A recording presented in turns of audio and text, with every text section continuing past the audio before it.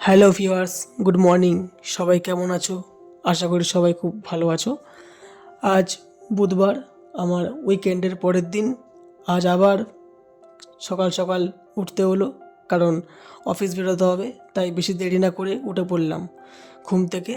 উঠে চলে গেলাম বাথরুমে নিজেকে ফ্রেশ করতে।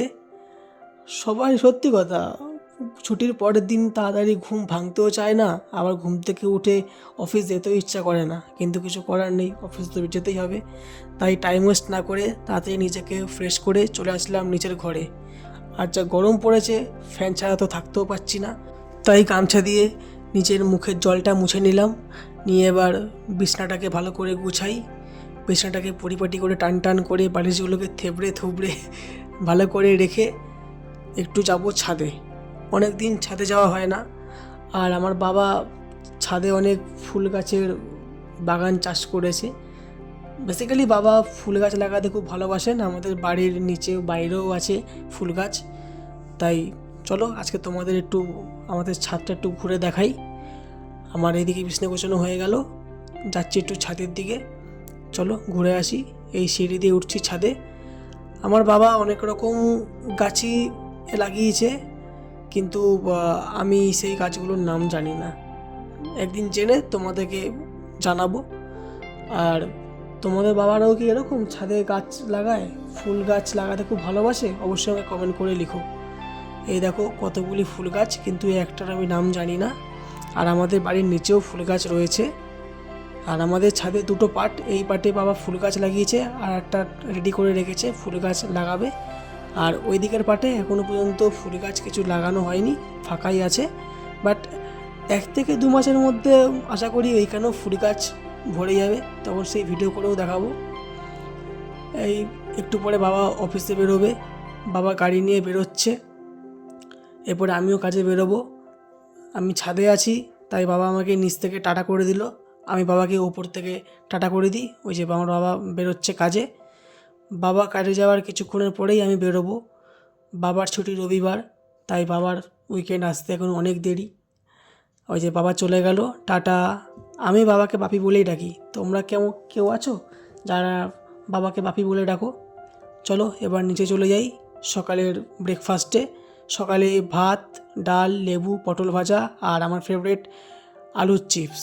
এই আলুর চিপস ছাড়া আমি চলতে পারি না, আমার সকাল সন্ধ্যে ডালের সঙ্গে এটা লাগবেই। তোমরা কারা কারা আছো আমার মতো এরকম চিপস খেতে ভালোবাসো? অবশ্যই কমেন্ট করে জানিও। সকালের ব্রেকফাস্ট সেরে নিয়ে এবার স্নান করে নিলাম। স্নান করে, কারণ অফিস বেরোতে হবে। অফিস যাওয়ার সময় হয়ে গেছে, বেলা 12টা বাজে। আমার 1টা দিয়ে অফিস। তাই বেশি দেরি না করে স্নান করে নিজেকে তৈরি করব। তো চলো নিজেকে তৈরি করি। এই তৈরি হয়ে গেলাম নিজে। এবার আর বেশি দেরি করব না, যা গরম পড়েছে। আর যারা সাইকেল নিয়ে সেলসের কাজ করো অথবা মোটামুটি হেঁটে ঘুরে কাজ করো, তারা অবশ্যই ছাতা অথবা একটু টুপি ক্যারি করো, কারণ যা গরম পড়েছে কাজের সঙ্গে সঙ্গে নিজেকেও একটু স্বাস্থ্যের দিকে সচেতন থাকতে হবে।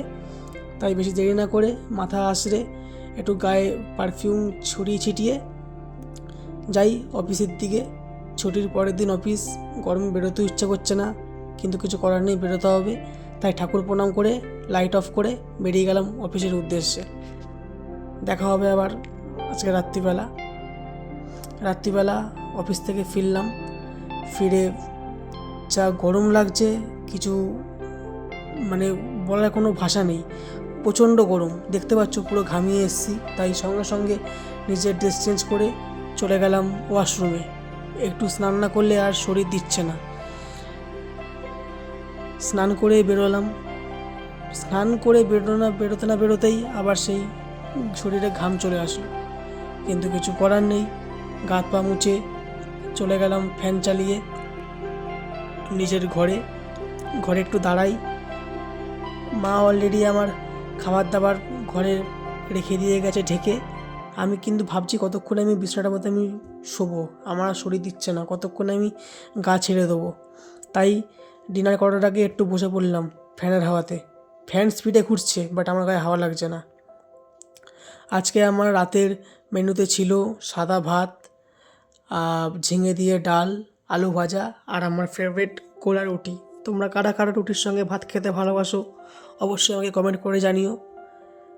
আর আজকের মতো আমার এই ভিডিওটি আমি এখানেই শেষ করলাম, আমার ডেলি এই ব্লগ। তোমাদের যদি ভিডিও ভালো লাগে অবশ্যই লাইক কমেন্ট শেয়ার করে দিও, আর আমার চ্যানেলটিকে সাবস্ক্রাইব করে দিও। আর তোমরা কারা কারা আছো আমার মতো যেই রুটি আর আলু ভাজা খেতে ভালোবাসো অবশ্যই আমাকে কমেন্ট করে জানিও। আর ভালো থেকো, টাটা, গুড নাইট সকলকে, দেখা হচ্ছে পরের ভিডিওতে।